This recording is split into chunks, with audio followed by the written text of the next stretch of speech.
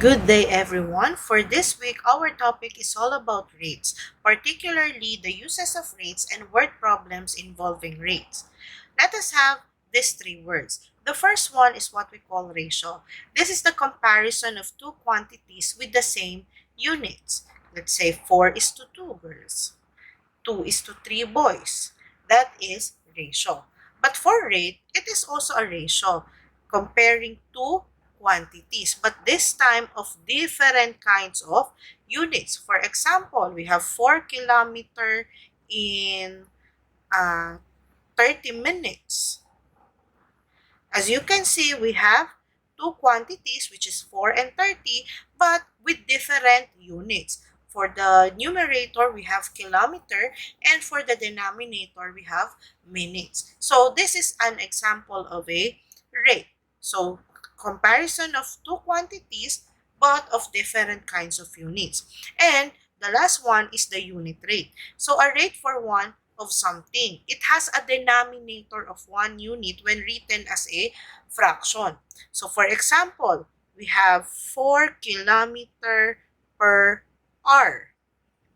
The denominator is 1, therefore it is called unit rate. 3 jumps per second.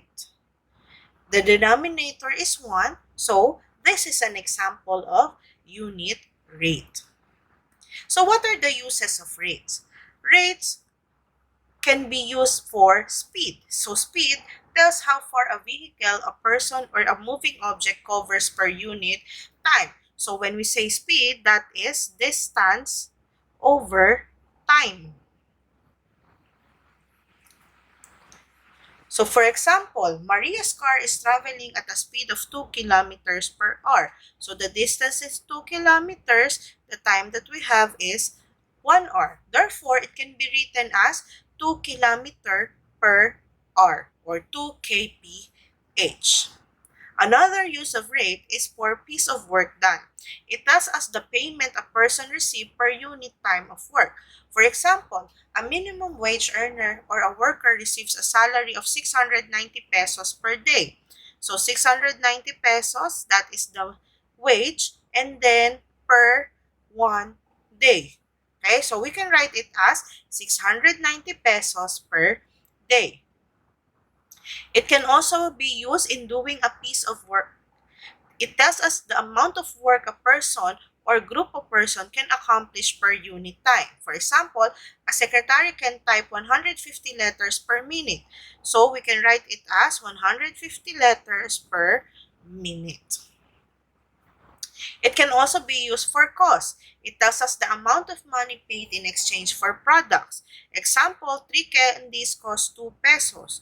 So we have 3 candies for every 2 pesos. So what is my rate? Let us tell whether the given is a unit rate or not.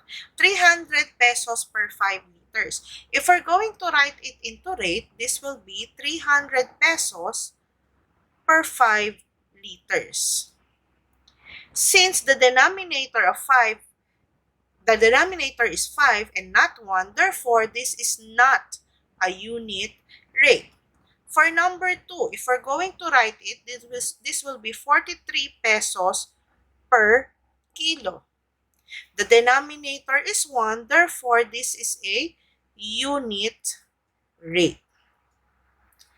For 100 centimeter per meter, we can write it as 100 centimeter over meter. As you can see, the denominator is 1, therefore it is a unit rate. For number 4, we can write it as 600 meter per round. And since the denominator is also 1, this is also a unit rate. For the 5th one, that would be 60 seeds per 3 boxes. And the denominator is 3, not 1. Therefore, this is not a unit rate. So again, when we say unit rate, the denominator is 1. So how are we going to convert a rate into unit rate? In converting rates to unit rates, it is important to know how to get the lowest term of a fraction or to know the greatest common factor of a numerator and denominator. A unit rate has a denominator of 1, or simply we can just divide the numerator by the denominator to make it a unit rate. So for example, we're going to convert the following to unit rate. So 128 pesos per 2 liters of gasoline.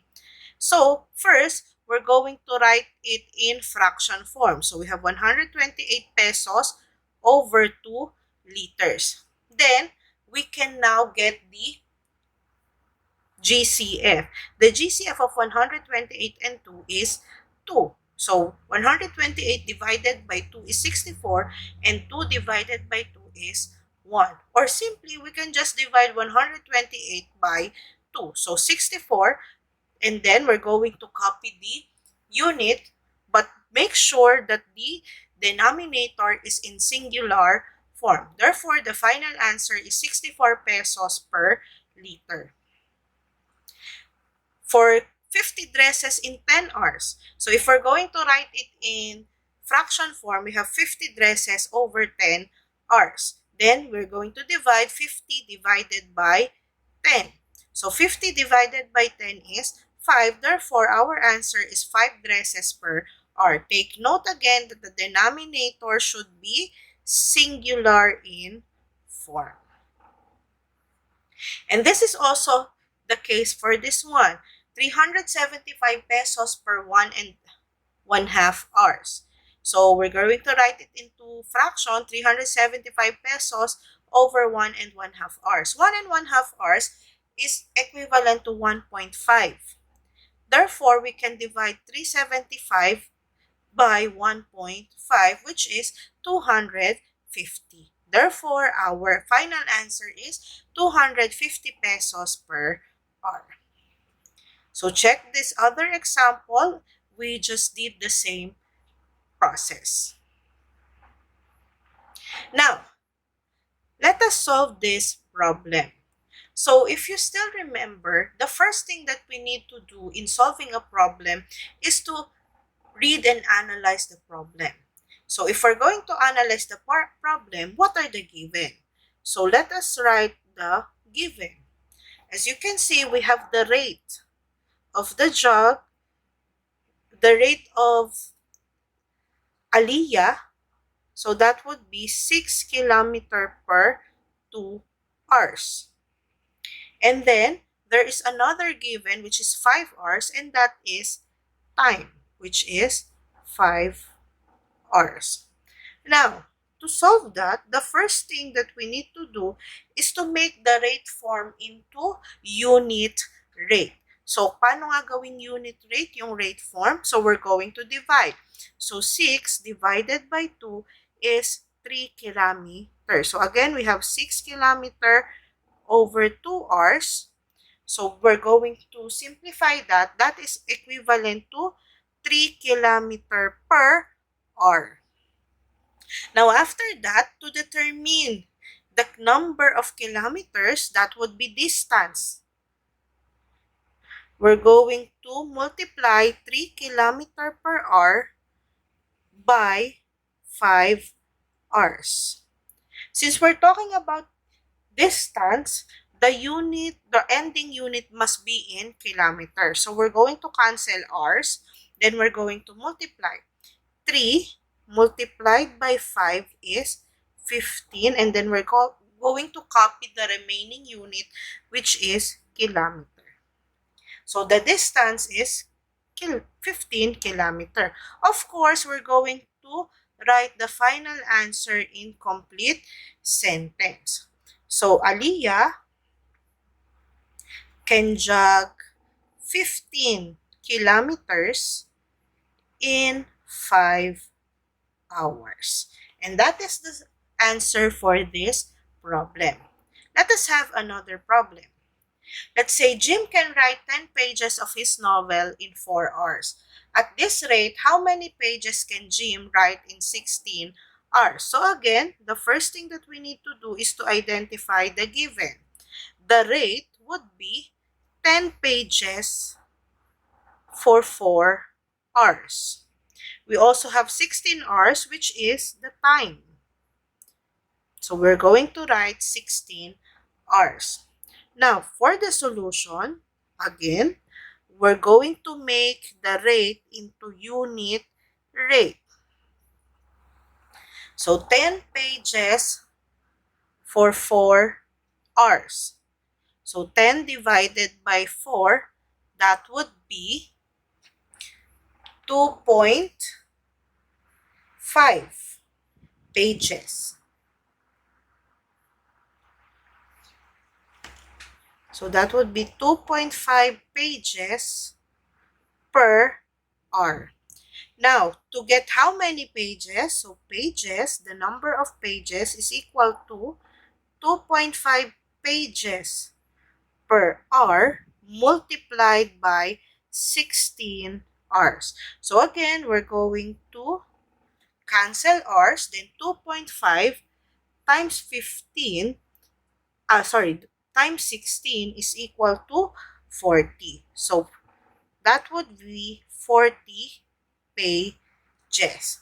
So for our final answer, Jim can write 40 pages in 16 hours. Okay, next one.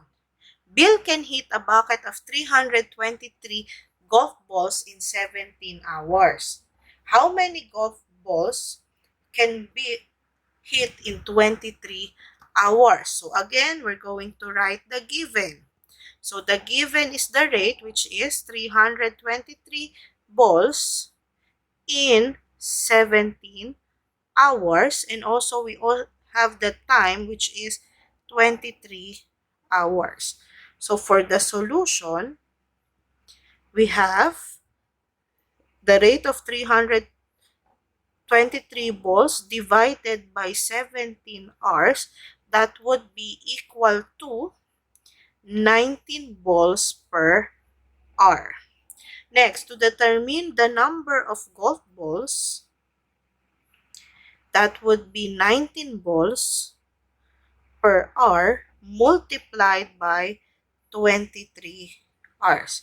So again, we're going to cancel out the hours. So 19 times 23, that would be 437 golf balls. So for the final answer, Bill can hit 437 golf balls in 23 hours. Okay. And the last example, a plane flew 2,220 kilometers in 3 hours. What is its speed? So our given is the rate, which is 2,220 kilometers for 3 hours. So to get the speed, simply we need to get the unit rate of the given. So the unit rate of 2,220 kilometers divided by 3 hours is equal to 740 kilometer per hour. Therefore, the speed will be 740 kilometer per hour. So, for our final answer, the speed is 740 kilometer per hour. And that is how we solve problems involving rates.